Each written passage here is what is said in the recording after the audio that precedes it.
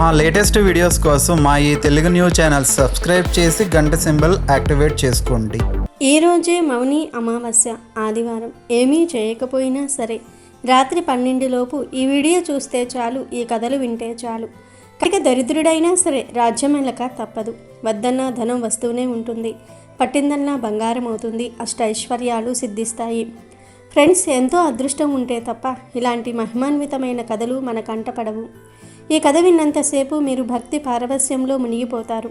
దీని పూర్తి ఫలం దక్కాలంటే చివరి వరకు ఏమాత్రం వదలకుండా చూడండి. మర్చిపోకుండా ఓం నమః శివాయ అని కామెంట్ చేయండి.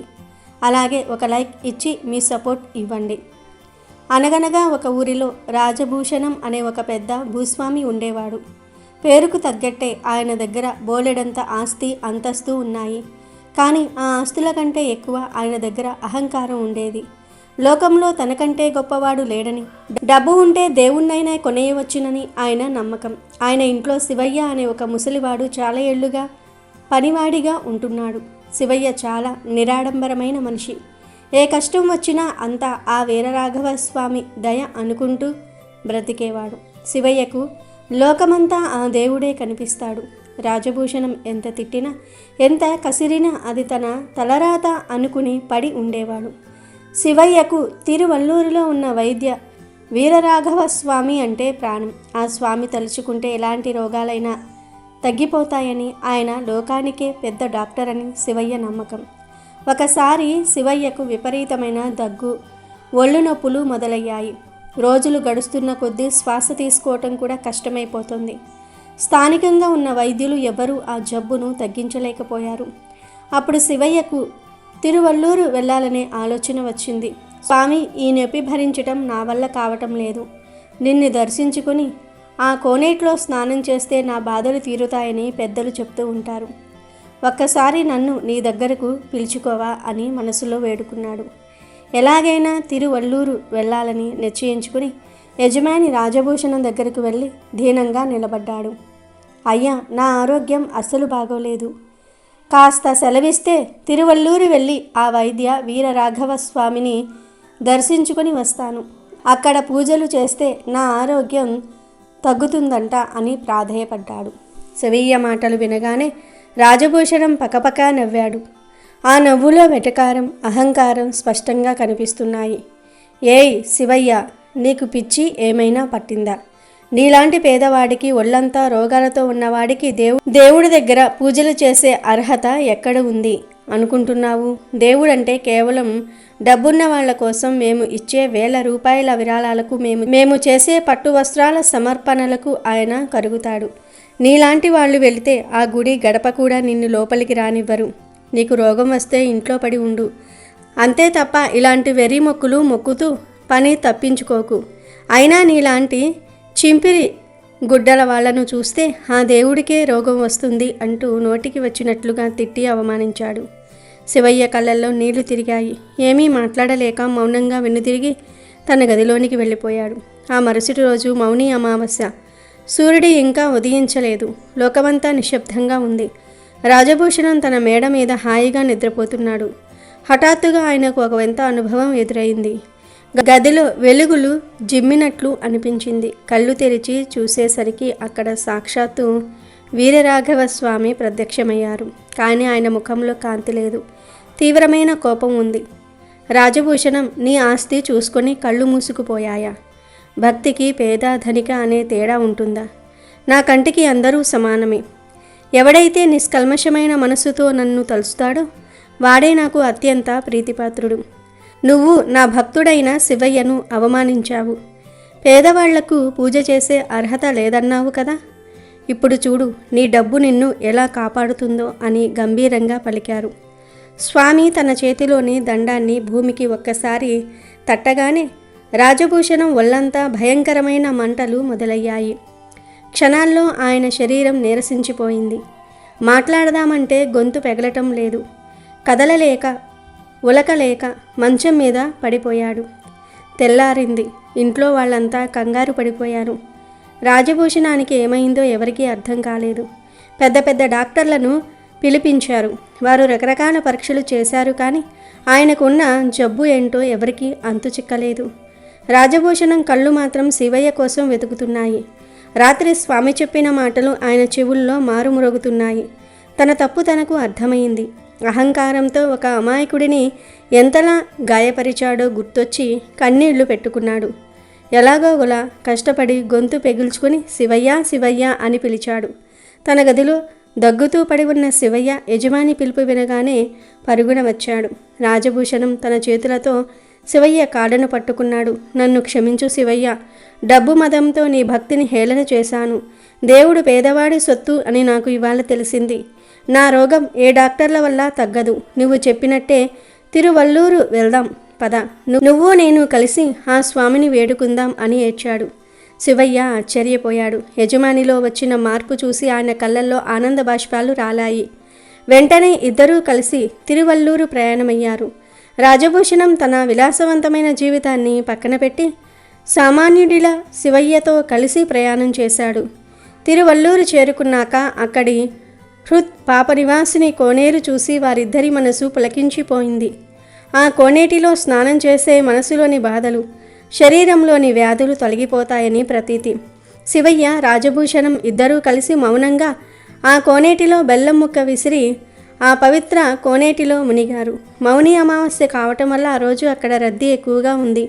రాజభూషణం ఎప్పుడూ లేని విధంగా లైన్లో నిలబడి సామాన్యులతో కలిసి స్వామి దర్శనానికి వెళ్ళాడు.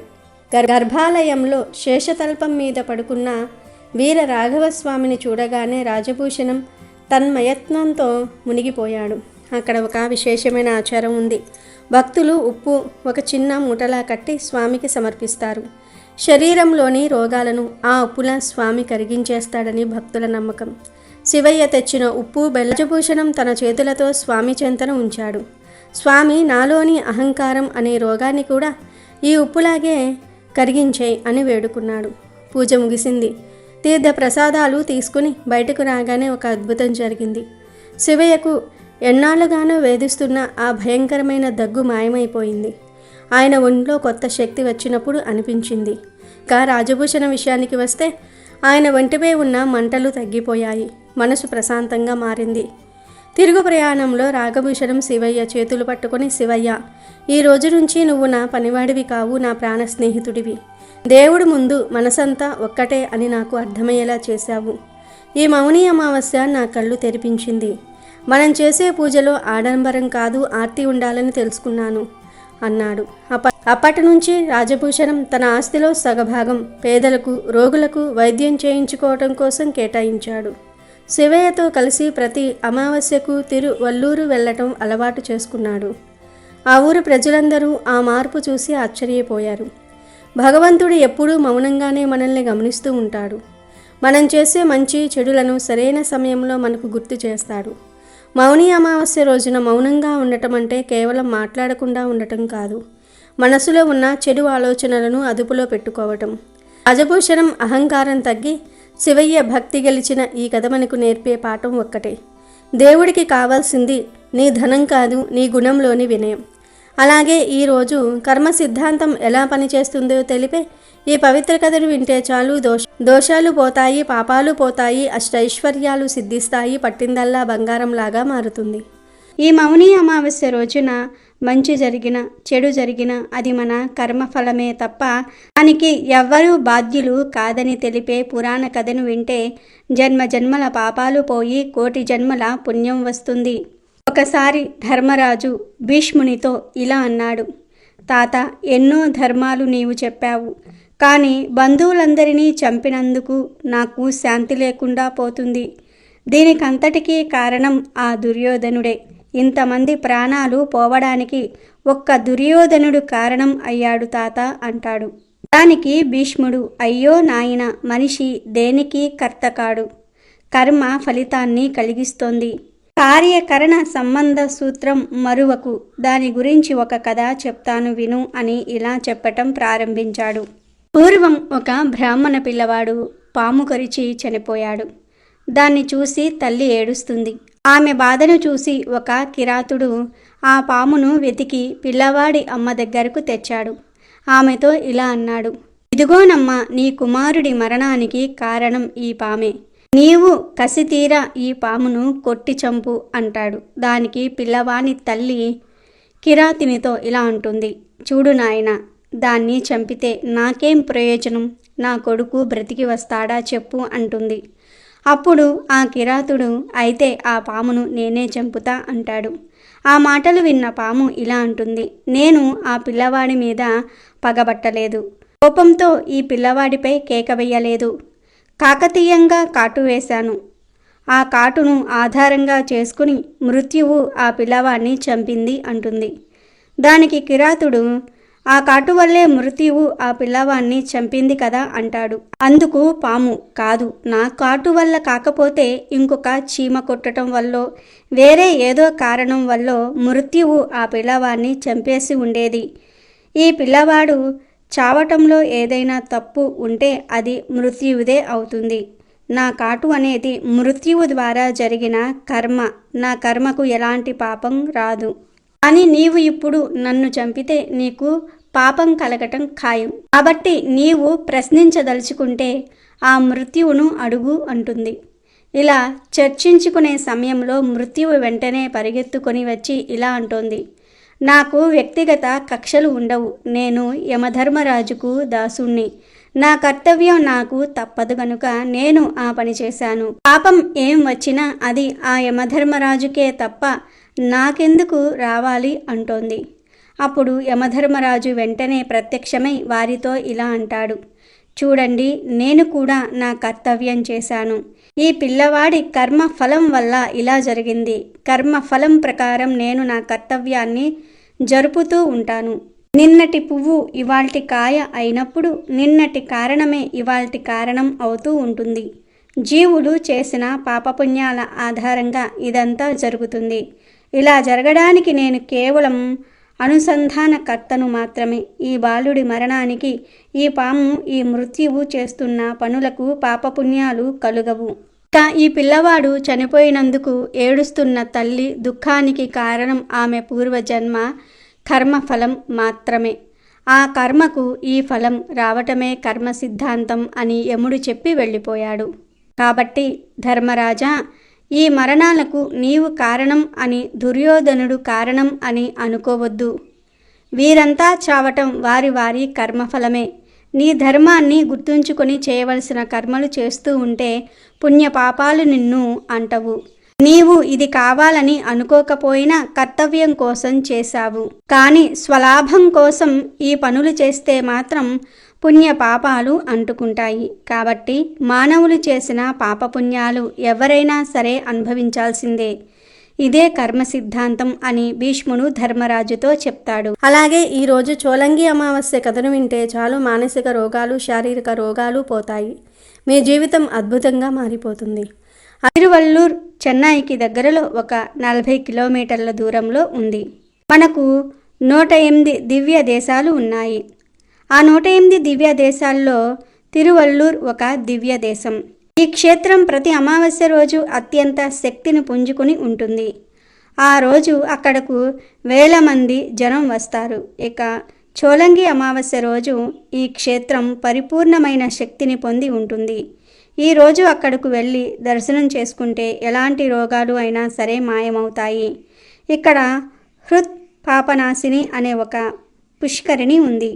ఈ పుష్కరిణిలో ఒక బెల్లం ముక్క వేసి స్వామికి నమస్కారం చేసుకుంటారు. ఈ పుష్కరిణి గొప్పతనం ఏమిటి అంటే ఇది ఎప్పటి నుండో ఉన్న దివ్య పుష్కరిణి. దక్షయజ్ఞ కథలో పరమేశ్వరుడు వీరభద్రుని స్వరూపంలో వచ్చి దక్షుణ్ణి సంహరిస్తాడు. ఆ తర్వాత స్వామి చింతాక్రాంతుడు అవుతాడు. ఎందుకంటే దక్షుడు బ్రహ్మ మానస పుత్రుడు. బ్రహ్మహత్యా దోషం అంటుకుంటుంది. తర్వాత స్వామి బాధపడుతూ ఉంటే అప్పుడు ఆకాశం నుండి ఇలా వినిపిస్తోంది, మీరు హృత్పాపనాశినికి వెళ్ళి స్నానం చేయండి, మీరు ఊరట చెందుతారని పలుకుతుంది. అప్పుడు పరమేశ్వరుడు వీరభద్రుని స్వరూపంలో వచ్చి స్నానం చేసిన అపురూపమైన సరస్సు ఇది. ఈ ఆలయానికి తూర్పు వైపు వీరభద్రుని ఆలయం ఉంటుంది. ఆ మహాశివుడు వీరభద్రుని స్వరూపంలో అక్కడికి వచ్చి స్నానం చేశాక ఆయన చింతలన్నీ తీరిపోతాయి. అలాగే మానసికమైన వ్యాధులు ఉన్న, శారీరకమైన వ్యాధులు ఉన్నా అక్కడకు వెళ్ళి స్నానం చేస్తే తప్పక అన్ని వ్యాధులు తగ్గుతాయి. అది ఆ తీర్థం యొక్క గొప్పతనం. అలాగే ఇక్కడ క్షేత్రంలో విష్ణుమూర్తి ఒక లీలా నాటకం ఆడారు. అది ఏమిటి అంటే, బదరికాశ్రమంలో సాలిహోత్రుడు అనే ఒక మహర్షి ఉండేవాడు. ఆయన విష్ణుమూర్తి అంశతో జన్మించాడు. ఆయన ఒకేసారి దక్షిణ భారతదేశానికి యాత్రకు వచ్చాడు. అప్పుడు హృత్పాపనాశినిలో స్నానం చేశాక ఇక్కడ ఎంత మనోహరంగా ఉంది, ఇక్కడ ఉపవాస దీక్ష చేసి 1 సంవత్సరం పాటు తపస్సు చేద్దాం అని నిర్ణయించుకున్నాడు. ఆ రోజే దీక్ష మొదలుపెట్టి కూర్చొని సంవత్సరం పాటు నిరాహారంగా తపస్సు చేశాక ఆ తపస్సు అయిపోయిన తర్వాత ఆ రోజు పారణ చేసి దీక్ష విరమిద్దాం అనుకుని కొంచెం ఆహారం తెచ్చుకున్నాడు. సరిగ్గా ఆయన తినే సమయానికి ఒక వృద్ధుడు వచ్చి ఆ ఆహారం నాకు ఇవ్వవు అని అడుగుతాడు. వచ్చిన మనిషిని విష్ణు స్వరూపంగా భావించి ఆ ఆహారం ఇచ్చేశాడు. పారణ చెయ్యటం కుదరనందున ఇంకొక సంవత్సరం పాటు ఉపవాసం చేసి మళ్ళీ దీక్ష తీసుకొని తపస్సు చేద్దాం అని నిర్ణయించుకున్నాడు. అలా 1 సంవత్సరం మళ్ళీ తపస్సు చేస్తాడు. అంతా అయ్యాక మళ్ళీ పారణ కోసం ఆహారం తెచ్చుకునే సమయానికి మళ్ళీ ఆ వృద్ధుడే తిరిగి వచ్చాడు. నాయనా, నాకు బాగా ఆకలిగా ఉంది, నీ దగ్గర ఆహారం ఇస్తావా అని అందుకుంటాడు. దానికి అతడు సరే స్వామి, స్వీకరించండి అని ఆహారం అంతా ఇచ్చేస్తాడు. అప్పుడు స్వామివారు సంతోషించి ప్రత్యక్షమై, నాయనా, నీ కోరిక ఏమిటి, ఎందుకు తపస్సు చేస్తున్నావో అని అడుగుతాడు. నాకు ఏ కోరిక లేదు స్వామి, లోక కళ్యాణం కొరకు తపస్సు చేస్తున్నాను అని చెప్తాడు. అప్పుడు విష్ణుమూర్తి ఆయన ఆశ్రమంలో వెలిశారు. పడుకొని ఉన్న వైద్య వీరరాఘవ స్వామిగా ఆ ఆలయంలో వెలిశారు. అదే ప్రస్తుతం వైద్య వీరరాఘవ స్వామి ఆలయం. అలాగే ఆ ప్రాంతాన్ని ధర్మసేన మహారాజు అనే రాజు పరిపాలిస్తూ ఉన్నాడు. ఆయనకు వసుమతి అనే కూతురు ఉంది. ఆమె మహా సౌందర్యవతి. ఒక్కసారి చెలికత్తెలతో ఆ దేవాలయం పుష్కరిణి దగ్గరకు వచ్చినప్పుడు ఆమెకు అక్కడ ఒక రాజకుమారుడు కనిపించాడు. ఆయన కూడా మహా సౌందర్యంతో ఉంటాడు. ఇద్దరూ ఒకరిని చూసి ఒకరు ఇష్టపడుతూ ఉంటారు. ఆ రాజు ఆమె వద్దకు వెళ్ళి, మనమిద్దరం వివాహం చేసుకుందాం రా అంటాడు. అప్పుడు యువరాణి ఇలా చెప్తుంది, మా నాన్నగారిని అడగండి, ఆయన ఒప్పుకుంటే నేను మిమ్మల్ని వివాహం చేసుకుంటాను అని అంటుంది. వెంటనే యువరాజు వాళ్ళ నాన్నగారి దగ్గరకు వెళ్ళి, మీ అమ్మాయిని నాకు ఇచ్చి వివాహం చేస్తారా అని అడుగుతాడు. దానికి ఆ రాజు, నాయనా, నీ పేరు ఏమిటి, నీ గోత్రం ఏమిటి, నీ తల్లిదండ్రులు ఎవరు, నీవు ఎక్కడి నుండి వచ్చావు అని అడుగుతాడు. దానికి ఆయన, నా వివరాలన్నీ మీకు చెప్పలేను, కానీ ఒకటి మాత్రం చెప్తాను, మీ అమ్మాయిని నాకు ఇచ్చి వివాహం చేస్తే పువ్వుల్లో పెట్టి చూసుకుంటాను, లక్షల్లో జనం మీ అమ్మాయికి నీరాజనాలు అర్పించేలాగా చేస్తాను అన్నాడు. వచ్చింది ఆ నారాయణమూర్తే. ఆయన నిజం చెప్పకుండా, అలా అని అబద్ధం చెప్పకుండా ఆ విధంగా చెప్తాడు. అప్పుడు రాజుగారు ఇద్దరూ ఇష్టపడ్డారు. సరేనని కూతుర్ని ఇచ్చి వివాహం చేస్తాడు. వివాహం అయ్యాక భార్య చెయ్యి తీసుకొని గర్భాలయంలోనికి నడుచుకుంటూ వెళ్ళి ఆ విగ్రహం దగ్గరకు వెళ్ళగానే మాయమైపోతారు.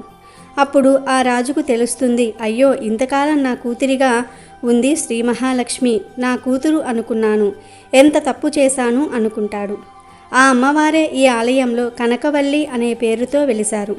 అక్కడ ఉన్న ఉత్సవ విగ్రహాన్ని వసుమతి అని పిలుస్తారు. అది ఈ ఆలయం యొక్క గొప్పతనం. ఈ ఆలయంలో స్వామివారి విగ్రహం చూస్తే స్వామి కుడి చేతిని చాపి ఉంచుతారు. కింద ఉన్నది సాలిహోత్ర మహర్షి. అలాగే ఎడంచెయ్యి చిన్మత్ర చూపిస్తూ ఉంటారు. అంటే ఆరోగ్యం నుండి ఆత్మజ్ఞానం వరకు ఏదైనా ఇచ్చే దివ్య స్వరూపం ఈ వైద్య వీర రాఘవ స్వామి అని అర్థం. ఇక్కడ ఈ చోలంగి అమావాస్య రోజు అత్యంత శక్తి ఈ ఆలయంలో ఉంటుంది. అలాగే ఈ అమావాస్య ఆదివారంతో కలిసి వచ్చింది కనుక ఈరోజు ఈ పవిత్ర కథను వింటే చాలు మీ సుడి తిరిగిపోతుంది, సకల ఐశ్వర్యాలు సిద్ధిస్తాయి. పూర్వం కాంతీపురం అనే ఒక రాజ్యానికి దూరంగా ఒక నదీ తీరంలో సూర్యగిరి అనే అందమైన గ్రామం ఉండేది. ఆ ఊరిలో ఒక సూర్యదేవుడి ఆలయం ఉండేది. ఆ గ్రామ ప్రజలు అత్యంత భక్తి శ్రద్ధలతో సూర్య భగవానుణ్ణి ఆరాధించేవారు. వారి ప్రతి దినచర్య సూర్యుడితోనే ముడిపడి ఉండేది. తెల్లవారుజామున తూర్పు దిక్కున సూర్యుని లేత కిరణాలు కనిపించకముందే నిద్రలేచి సమీపంలోని పవిత్ర నదిలో స్నానం చేసి సూర్య భగవానుడికి ఆర్జ్య ప్రదానం చేసి తమ పనులను ప్రారంభించటం వారి ఆనవాయితీ. సూర్యుడే తమకు జీవనాధారమని, ఆయన కరుణ వలనే పంటలు పండుతున్నాయని, పాడి పశువులు వృద్ధి చెందుతున్నాయని, తమ జీవితాలు వెలుగుతో నిండి ఉన్నాయని వారు ప్రగాఢంగా విశ్వసించేవారు. ఆ గ్రామానికి ఆనుకుని ఉన్న ఒక విశాలమైన పురాతనమైన మర్రి చెట్టు మీద వాయసము అనే ఒక కాకి నివసించేది. అది చూడడానికి మిగతా కాకుల్లాగే ఉన్న దాని మనస్తత్వం మాత్రం భిన్నమైనది.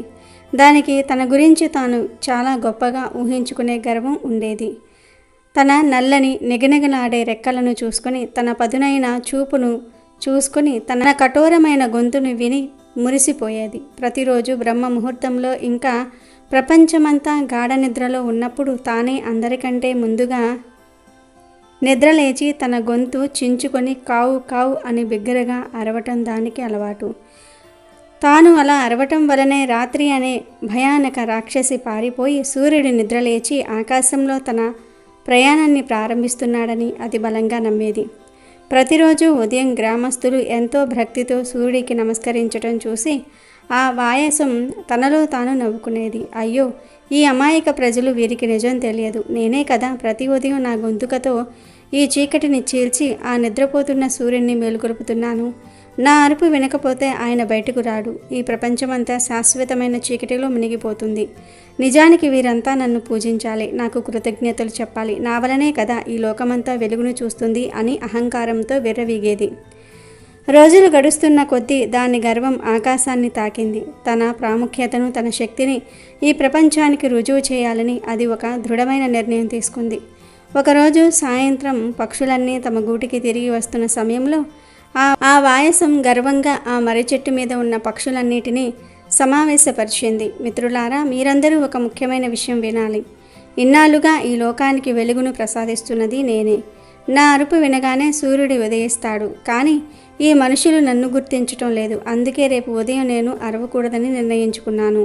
నేను మౌనంగా ఉంటాను. అప్పుడు సూర్యుడు ఉదయించడు. ఈ ప్రపంచమంతా చీకటిలో చిక్కుకుపోతుంది. అప్పుడు ఈ గ్రామస్తులకు నా విలువ తెలుస్తుంది.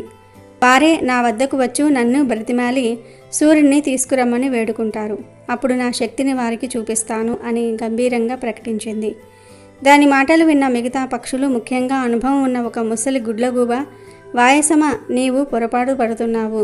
సూర్యోదయం అనేది ఒక ప్రకృతి ధర్మం. అది నీ అరుపు మీద ఆధారపడి లేదు. నీ గర్వాన్ని విడిచిపెట్టు అని హితువు పలికింది. కానీ ఆ కాకి ఎవరి మాటలు వినకుండా అహంకారంతో తన నిర్ణయానికే కట్టుబడి ఉంది. మరుసటి రోజు ఉదయం వాయసం తన గూటిలో కదలకుండా, పెదవి విప్పకుండా మౌనంగా కూర్చుంటుంది. అది ఒక రకమైన అధికార దర్పంతో జరగబోయే పరిణామాలను ఊహించుకుంటూ ఆనందించసాగింది. గ్రామమంతా ప్రశాంతంగా ఉంది. రోజూ వినిపించే కాకి అరుపులు లేకపోవడంతో నిద్రలేచిన గ్రామస్తులు కొంచెం ఆశ్చర్యపోయారు. ఈరోజు కాకులు ఇంకా నిద్రలేచినట్లు లేదే అని అనుకున్నారు. కానీ దానిని పెద్దగా పట్టించుకోలేదు. వారు తమ దైనందిన కార్యక్రమాలలో మునిగిపోయారు. యథావిధిగా నదికి వెళ్ళి పవిత్ర స్నానాలు ఆచరించి తూర్పు దిక్కుకు తిరిగి చేతులు జోడించి సూర్యోదయం కోసం భక్తితో ప్రార్థనలు చేయటం ప్రారంభించారు. వాయసం చెట్టు మీద నుండి ఇదంతా గమనిస్తూ, ఓహో, ఇంకా ప్రార్థనలు చేస్తున్నారా? మీరు ఎంత ప్రార్థించినా నేను అరవకుండా సూర్యుడు రాడు. ఇంకొద్దిసేపట్లో ఈ ప్రపంచమంతా అంధకారంలో మునిగిపోతుంది. అప్పుడు మీ గర్వం అణిగి నా కాళ్ల మీద పడతారు అని మనసులో అనుకుంటూ మురిసిపోతుంది. కానీ దాని ఆశలు, దాని గర్వం అన్నీ కొద్ది క్షణాల్లోనే ఆవిరైపోయాయి. తూర్పు దిక్కున ఆకాశం నెమ్మదిగా రంగులు మారటం ప్రారంభించింది. మొదట బూడిద రంగులో ఉన్న ఆకాశం నెమ్మదిగా నారింజ, బంగారు వర్ణంలోనికి మారింది.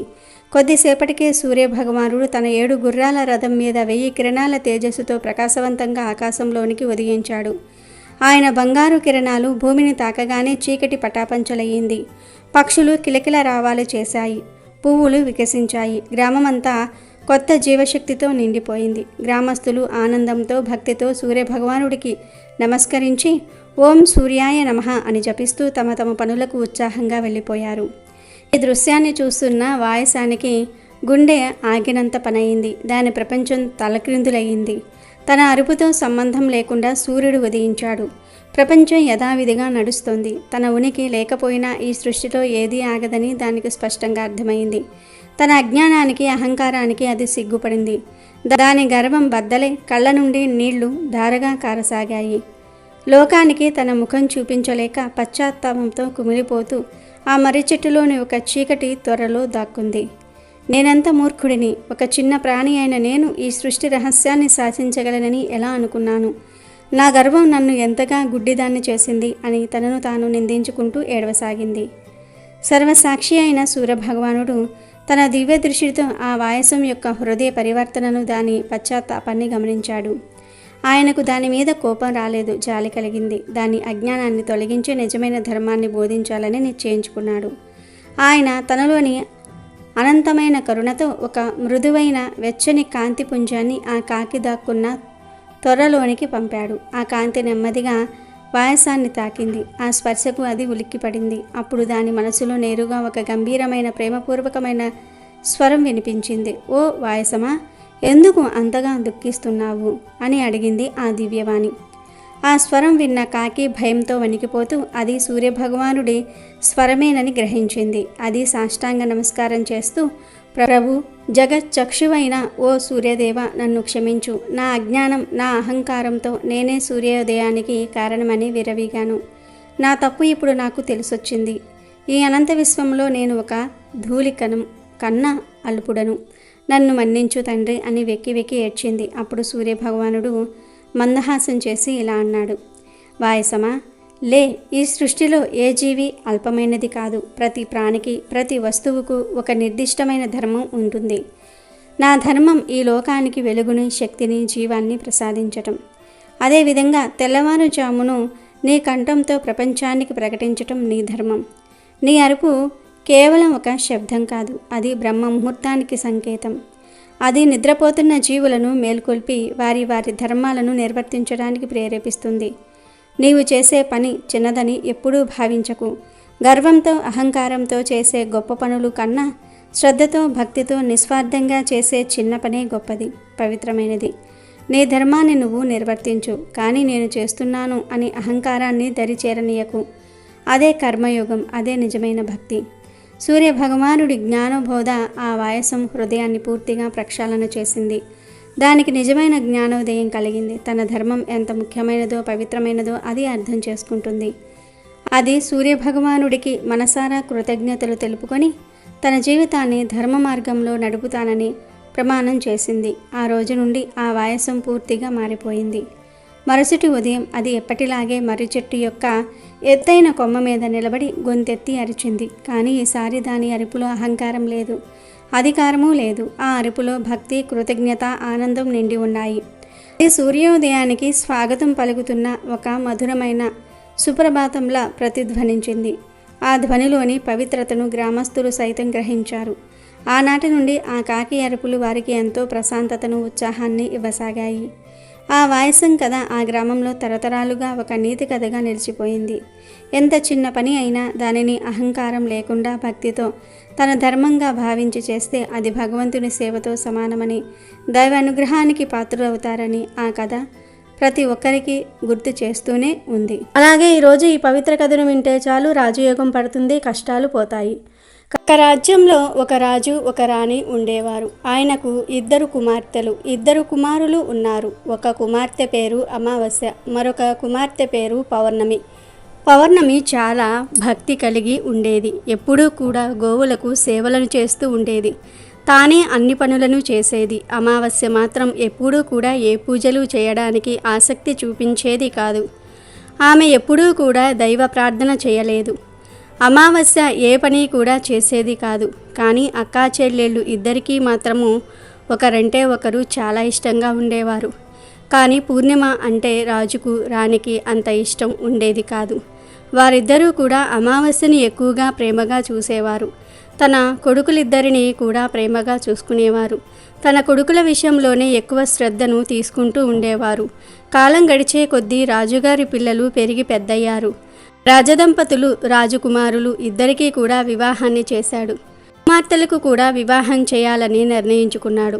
అప్పుడు రాణి రాజుతో ఇలా చెప్తుంది. చూడండి, పూర్ణిమ ఎప్పుడూ కూడా ఎక్కువగా పనిచేయడానికి ఇష్టపడుతుంది, గోసేవ చేయడానికి ఇష్టపడుతుంది, భజనలు, కీర్తనలు అంటూ ఉంటుంది. అందువలన ఆమెకు ఎవరైనా పేదింటి అబ్బాయిని చూసి పెళ్లి చేయమని చెప్తుంది. ఎందుకంటే ధనవంతుల కుటుంబంలోనికి వెళ్ళినట్లయితే ఇవన్నీ చేయడానికి కుదరదు. కాబట్టి మనం పౌర్ణమిని పేద ఇంటికి పంపిద్దాం అంటుంది. దానికి రాజు కూడా సరే అని చెప్పి సంబంధాలు వెతకటం మొదలుపెట్టాడు. చివరికి రాజు పూర్ణిమకు ఒక పేదింటి అబ్బాయితో వివాహాన్ని ఖాయం చేశాడు. ఇక ఇప్పుడు రాణి ఇలా అంటుంది, మహారాజా, అమావాస్యకు కూడా మనము వివాహాన్ని చేద్దాము. అక్కా చెల్లెళ్ళు ఇద్దరికీ కలిపి పెళ్లి చేయండి అని చెప్పింది. అప్పుడు రాజుగారు అదే గ్రామానికి చెందిన వేరొక రాజకుమారుడితో అమావాస్యకు వివాహాన్ని కుదిరించాడు. రాజు రాణికి అమావాస్యకు రాజకుమారుడితో వివాహం కుదిరిందని చెప్పగానే చాలా సంతోషించి అప్పుడు ఆమె మనసులో ఎలా అనుకుంటుంది, పేద ఇంట్లో పూర్ణిమ ఎలా ఉంటుందో ఇప్పుడు చూస్తాను. ఆమె ఎప్పుడూ పూజలు పూజలు అంటూ ఉంటుంది. ఆమెకు దేవుడు ఎలా సహాయం చేస్తాడో చూద్దాము అని అనుకుంటుంది. సమయం రాగానే రాజుగారు తన ఇద్దరు కుమార్తెలకు కూడా వివాహాన్ని చేశాడు. అమావాస్యకు చాలా సంపదను కూడా ఇచ్చాడు. కానీ పూర్ణిమకు మాత్రము ఏమీ ఇవ్వలేదు. వారి సోదరులు అమావాస్యను మరియు పూర్ణిమను చాలా ప్రేమగా చూసుకుంటూ ఉండేవారు. కానీ అమావాస్య మాత్రము వదినగార్లపై ఎప్పుడూ కూడా పెత్తనాన్ని చలాయిస్తూ ఉండేది. పౌర్ణమి మాత్రం ప్రతి పనిలోనూ కూడా వాళ్లకు సహాయాన్ని చేస్తూ ఉండేది. పెళ్ళయ్యాక అమావాస్య పూర్ణిమ ఇద్దరూ కూడా తమ అత్తగారింటికి వెళ్ళిపోయారు. ఒకసారి అమావాస్య తమ ఇంట్లో శివ పూజను ఏర్పాటు చేసుకుంది. ఆ పూజకు ఊర్లో అందరినీ పిలిచింది. కానీ తన సోదరి పౌర్ణమిని మాత్రం పిలవలేదు. పౌర్ణమి తన ఇంటి గుమ్మం దగ్గరే కూర్చుని ఉంది. అప్పుడు కొందరు ఆడవాళ్ళు పౌర్ణమితో, మీ చెల్లెలు ఇంట్లో ఈరోజు ఈశ్వర పూజ జరుగుతోంది, నువ్వు రావా అని అడిగారు. అప్పుడు పౌర్ణమి ఇలా చెప్తుంది, మా చెల్లి నన్ను పిలవలేదు, నేను ఎలా వెళ్ళను అని అంటుంది. అప్పుడు ఆ మహిళలు, దైవ పూజ జరుగుతున్నప్పుడు ఎవరూ పిలవాలని ఏమీ లేదు, ఎవరైనా సరే వెళ్ళవచ్చు, అందువలన నువ్వు కూడా మాతో రమ్మని పిలిచారు. దాంతో పౌర్ణమి ఆ పూజకు వెళ్ళింది. అమావాస్య పౌర్ణమిని చూసి, నేను నిన్ను పిలవలేదు కదా, నా ఇంటికి ఎందుకు వచ్చావు అని కోపంగా అడుగుతుంది. వస్తే వచ్చావు కానీ నిశ్శబ్దంగా ఒక చోట కూర్చుని ఉండు, అటూ ఇటూ తిరగకు అని చెప్పింది. పౌర్ణమి పేదరికం గురించి ఎగతాళి చేసింది. పూర్ణిమ కళ్ళల్లో నుండి నీళ్లు ప్రవహించాయి. ఆమె శివుణ్ణి ప్రార్థించటం ప్రారంభించింది. ఓ మహాదేవ, నువ్వు నా పట్ల ఎప్పుడు దయ చూపిస్తావు? నేను చేసిన తప్పేమిటి? పూజలు చేయటం నా తప్ప, పని చేయటం నా తప్ప, దేవుడు ఎప్పుడు నన్ను కరుణిస్తాడు అనుకుంటూ ఆమె దేవుణ్ణి వేడుకుంటూనే ఉంది. ఆ శివ పూజ మొత్తం కూడా పూర్తయిపోయింది. అమావాస్య అందరికీ కూడా ప్రసాదాన్ని ఇచ్చింది. కానీ పౌర్ణమికి మాత్రం ఏమీ ఇవ్వలేదు. దాంతో పౌర్ణమి అక్కడి నుండి తిరిగి వచ్చేసింది. ఆమె దారిలో ఇలా అనుకుంటుంది, నేను ఇప్పుడు ప్రసాదాన్ని తీసుకొని వెళ్లకుండా ఇంటికి వెళ్ళినట్లయితే నా పిల్లలు ప్రసాదాన్ని అడుగుతారు, అప్పుడు నేను వారికి ఏ సమాధానం చెప్పాలి అని బాధపడింది. తర్వాత ఆమె అన్నా వదినల దగ్గరకు వెళ్ళాలి అని అనుకుంది. ఇంటికి వెళ్ళి తన భర్తలో పిల్లలతో అన్నగారి ఇంటికి వెళ్ళి వస్తాను అని చెప్పి అన్నగారింటికి బయలుదేరింది.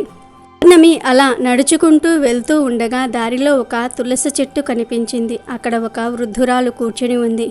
ఆ ముసలి ఆవిడ పౌర్ణమిని ఆపి, అమ్మ, నువ్వు ఎవరు, ఎక్కడికి వెళ్తున్నావు అని అడిగింది. ఆమె అడిగిన ప్రశ్నలకు పూర్ణిమ తన గురించి ఇలా వివరణ ఇచ్చింది. తనను తను పరిచయం చేసుకుంది.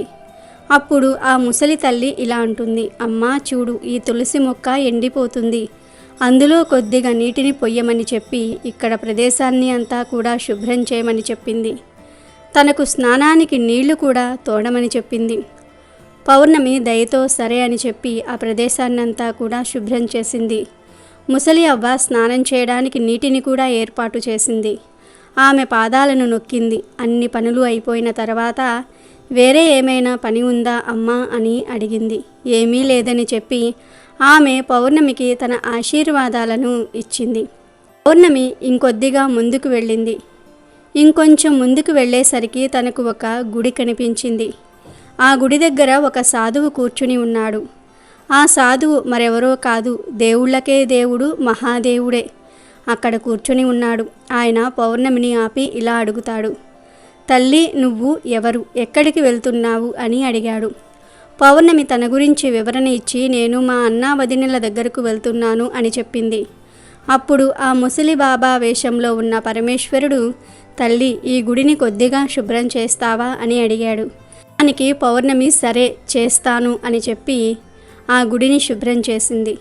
ఇంకా ఆ సాధువుకు కూడా సేవలు చేసింది. అప్పుడు పరమేశ్వరుడు రూపంలో ఉన్న ఆ సాధువు పౌర్ణమికి ఆశీర్వాదాలు ఇచ్చారు. ఆమె ఇంకొద్దిగా ముందుకు వెళ్ళింది. ఇంకొంచెం ముందుకు వెళ్ళేసరికి అక్కడ కాళీమాత ఆలయం కనిపించింది. తను ఆ కాళీమాత గుడి దగ్గరకు వెళ్ళేసరికి అక్కడ ఒక ముసలి అవ్వ కనిపించింది. ఆమె పౌర్ణమిని పిలిచి, చూడమ్మా, ప్రతి ఒక్కరూ కూడా గుడికి వస్తున్నారు, వెళ్ళిపోతూ ఉన్నారు, కానీ ఎవ్వరూ ఈ గుడిని శుభ్రం చేయటం లేదు. చూడు ఎంత మురికిగా ఉందో, కాస్త ఈ గుడిని శుభ్రం చేస్తావా అని అడిగింది. దానికి పౌర్ణమి సరే అమ్మా, అలాగే చేస్తాను అని చెప్పి తన గుడిని మొత్తం కూడా శుభ్రం చేసింది. శుభ్రం చేసి కాళీమాతకు పూజలు చేసుకుంది. పూజలు చేసుకుని ఆమె మళ్ళీ బయలుదేరింది. ఇంకొద్దిగా ముందుకు వెళ్ళేసరికి ఒక నది వచ్చింది. ఆ నది దగ్గర ఒక ముసలి అవ్వ కూర్చుని ఉంది. ఆ ముసలి అవ్వ రూపంలో ఉన్నది మరెవరో కాదు, ఆమె గంగామాత. గంగామాత పౌర్ణమితో ఇలా చెప్తోంది, చూడు తల్లి, ప్రతి ఒక్కరూ కూడా ఈ నదిలోనికి దిగి స్నానం చేస్తున్నారు, వెళ్ళిపోతూ ఉన్నారు. ఇక్కడ అంతా కూడా చాలా మురికిగా ఉంది. పైన ప్రదేశం అంతా కూడా చాలా మురికిగా చేశారు. చెత్తంతా పేరుకుపోయింది. ఇదంతా శుభ్రం చేస్తావా అని అడిగింది. దానికి పౌర్ణమి అలాగే చేస్తాను అని చెప్పి ఆ ప్రదేశాన్నంతా కూడా శుభ్రం చేసింది. శుభ్రం చేసిన తర్వాత అక్కడే ఉన్న నావలో కూర్చుని తను ఆ నావ దాటి అవతల వద్దకు వెళ్ళి తన అన్న ఇంటికి వెళ్ళింది. అన్న వదిన గార్ల ఇంటికి వెళ్ళేసరికి పౌర్ణమి రాకకు వారు చాలా సంతోషపడ్డారు. ఆ రోజంతా కూడా వారు పౌర్ణమితో మంచిగా కబుర్లు చెప్పుకుంటూ ఉన్నారు. రాత్రి అయింది. పౌర్ణమి వాళ్ళ ఇంట్లోనే నిద్రపోయింది. ఉదయం లేచి పౌర్ణమి నేను వెళ్ళి వస్తాను అని చెప్పేసరికి వదినగారులు తనకు ఎరుపు రంగు చీరను ఇచ్చారు. ఆ చీరను కట్టుకొని వెళ్ళమని చెప్పారు. సరే అని చెప్పి పౌర్ణమి ఆ చీరను కట్టుకుంది. అక్కడ నుండి బయలుదేరుతూ ఉంటే వదినగారులిద్దరూ కూడా ఒక సంచిని తనకు ఇచ్చారు.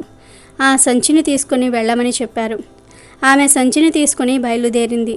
మళ్ళీ అదే నావ ఎక్కి మళ్ళీ యువతల గట్టుకు వచ్చింది.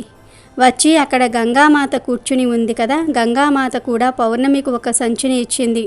తను ఆ రెండవ సంచిని కూడా తీసుకుంది. పౌర్ణమి ఇంకొద్దిగా ముందుకు వచ్చేసరికి కాళీమాత ఆలయం కనిపించింది. అక్కడ ఉన్న ముసలి అవ్వ కూడా పౌర్ణమికి ఇంకొక సంచిని ఇచ్చింది. ఆ సంచిని కూడా తీసుకొని పౌర్ణమి ఇంకా ముందుకు బయలుదేరింది. ఇంకా కొంచెం ముందుకు వెళ్ళేసరికి తులసీమాత వచ్చింది. అక్కడ కూడా పౌర్ణమికి తులసీమాత దగ్గర ఉన్న ముసలి అవ్వ ఇంకొక సంచిని ఇచ్చింది. అన్నిటినీ తీసుకొని పౌర్ణమి తన ఇంటికి చేరుకుంది. ఇంటికి చేరుకున్న తర్వాత తను అన్నా వదినలు ఇచ్చిన సంచిని ముందుగా విప్పింది. దానిలో మిఠాయిలు ఉన్నాయి, ఇంకా కొత్త బట్టలు ఉన్నాయి. వాటిని తీసి మిఠాయిలను తన పిల్లలకు ఇచ్చింది. కొత్త బట్టలను తన పిల్లలకు ఇచ్చింది. తర్వాత గంగామాత ఇచ్చిన సంచిని తెరిచింది. ఆ సంచి నిండా కూడా బంగారంతో నిండి ఉంది. అది చూసి పౌర్ణమి చాలా ఆశ్చర్యపోయింది. తర్వాత ఆమె కాళీమాత దగ్గర ఉన్న అవ్వ ఇచ్చిన సంచిని తెరిచేసరికి అది కూడా ధనధాన్యాలతో నిండి ఉంది. తర్వాత పరమేశ్వరుడు ఇచ్చిన సంచిని, తులసిమాత ఇచ్చిన సంచిని తీసేసరికి వాటన్నిటి నిండా కూడా ధనధాన్యాలు ఉన్నాయి. పౌర్ణమి చాలా సంతోషపడింది. తన పేదరికం పోయిందని ఎంతో ఆనందించింది. ఇప్పుడు తన ఇంట్లో ఎటువంటి లోటు కూడా లేదు.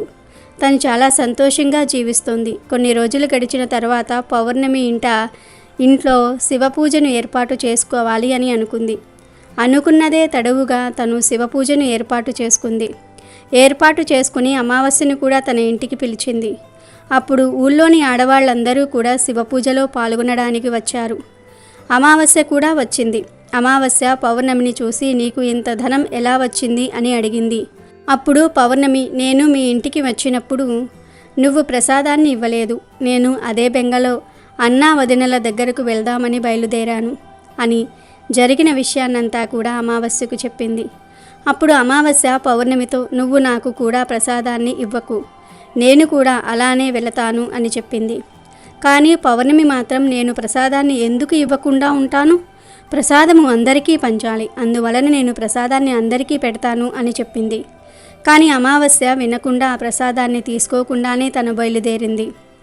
అమావాస్య బయలుదేరిన తర్వాత తనకు మొదటిగా తులసి చెట్టు వద్ద ఉన్న ముసలి అవ్వ కనిపించింది. ఆ అవ్వ అమావాస్యతో ఇలా అంటుంది, అమ్మాయి, తులసి చెట్టుకు చాలా రోజుల నుండి నీళ్లు లేవు. ఆ ప్రదేశం అంతా కూడా చాలా మురికిగా ఉంది, నువ్వు శుభ్రం చేస్తావా అని అడిగింది. దానికి అమావాస్య, ఓ అవ్వ, ఏం మాట్లాడుతున్నావు? నన్ను చూసావా నువ్వు? నేను ఈ పనులన్నీ చేసినట్లయితే నా బట్టలన్నీ కూడా మురికి అయిపోతాయి, అందువలన నేను అవేమీ చెయ్యను అని చెప్పి తను అక్కడి నుండి ముందుకు వెళ్ళిపోయింది. ముందుకు వెళ్ళేసరికి తనకు పరమేశ్వరుడు కనిపించాడు. సాధువు రూపంలో ఉన్న పరమేశ్వరుడు గుడిని శుభ్రం చేయమని అడిగితే అదే సమాధాన్ని చెప్పింది అమావాస్య. తను కాళీమాతకు, గంగామాతకు, అందరికీ కూడా అదే సమాధాన్ని చెప్పింది. చెప్పి తన నావను దాటి తన అన్నా వదినెల ఇంటికి వెళ్ళింది. అమావాస్య రావటంతో వదినలు ఇది ఎందుకు వచ్చింది మన ఇంటికి అని అనుకుంటున్నారు. సరే అని చెప్పి అమావాస్య ఆ రోజుకు అక్కడే ఉంది. మరుసటి రోజు ఉదయాన్నే నేను బయలుదేరుతున్నాను అని చెప్పేసరికి అన్నా వదినలు సరే వెళ్ళి రమ్మని అంటారు. అప్పుడు అమావాస్య, అదేంటి నన్ను వెళ్ళిపోమంటున్నారా? పౌర్ణమి వచ్చినప్పుడు పౌర్ణమికి మీరు సంచిని ఇచ్చి పంపించారు, మరి నాకు ఏమీ ఇవ్వరా అని అడిగింది. అలా అడిగేసరికి వదినలు, అమ్మా సంచి నీ ఇంటికి పంపిస్తాము, నువ్వు వెళ్ళిపో అని అంటారు. అమావాస్య మళ్ళీ నదిని దాటి గంగామాత దగ్గరకు వచ్చింది. గంగామాతను కూడా నేను వెళ్తున్నాను అని చెప్పింది. ఆమె కూడా సరే వెళ్ళు అని అనేసరికి నాకు సంచిని ఇవ్వరా అని అడిగింది. నీ ఇంటికి వస్తుంది, వెళ్ళిపోమ్మని చెప్పింది అవ్వ. కాళీమాత, పరమేశ్వరుడు, తులసీమాత కూడా సంచి నీ ఇంటికి వస్తుంది, వెళ్ళిపో అని చెప్తారు. అమావాస్య ఇంటికి చేరుకునేసరికి తన ప్రాంగణంలో 5 సంచులు ఉన్నాయి.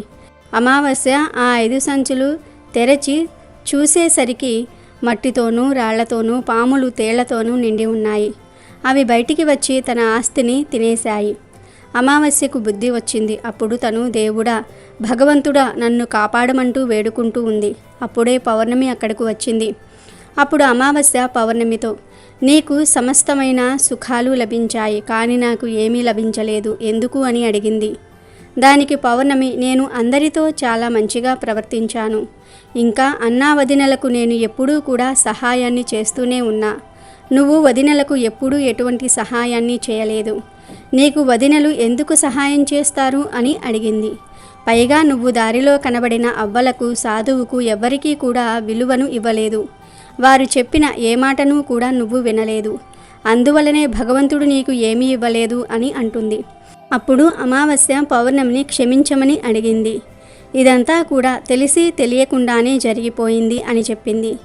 నేను కూడా భగవంతుణ్ణి ప్రార్థించి వీటన్నిటినీ పొందుతాను అని చెప్పింది. అప్పుడు పూర్ణిమ ఇలా అంటుంది, చెల్లి, నువ్వు ఎప్పుడూ కూడా ఈ 3 సూత్రాలను గుర్తుపెట్టుకో. ఈ సూత్రము అందరిపైన కూడా దయ కలిగి ఉండాలి. ప్రతిరోజు కూడా 108 సార్లు ఓం నమఃశివాయ అనే మంత్రాన్ని జపిస్తూనే ఉండు.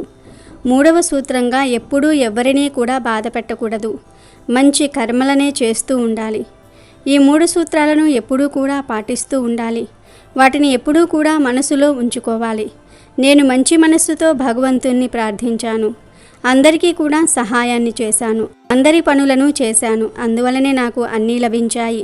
నీ దగ్గర ఏమున్నాయో అవన్నీ కూడా పోగొట్టుకున్నావు అని అంది. అప్పుడు అమావాస్య బుద్ధి తెచ్చుకొని ఇంటికి వెళ్ళింది. అప్పటి నుండి ఇంట్లో పూజలు చేయటం ప్రారంభించింది. రోజు పరమేశ్వరుని క్షమాపణ అడగటం మొదలుపెట్టింది. కాబట్టి ఎప్పుడూ కూడా మంచి కర్మలను చేయాలి అనే విషయాన్ని ఈ కథ ద్వారా గ్రహించాలి. కాబట్టి ఈరోజు రాత్రి 12 లోపు ఈ కథలు వింటే చాలు, కటిక దరిద్రుడైనా సరే రాజ్యమేలక తప్పదు. వద్దన్నా ధనం వస్తూనే ఉంటుంది, పట్టిందల్లా బంగారం అవుతుంది, అష్టైశ్వర్యాలు సిద్ధిస్తాయి.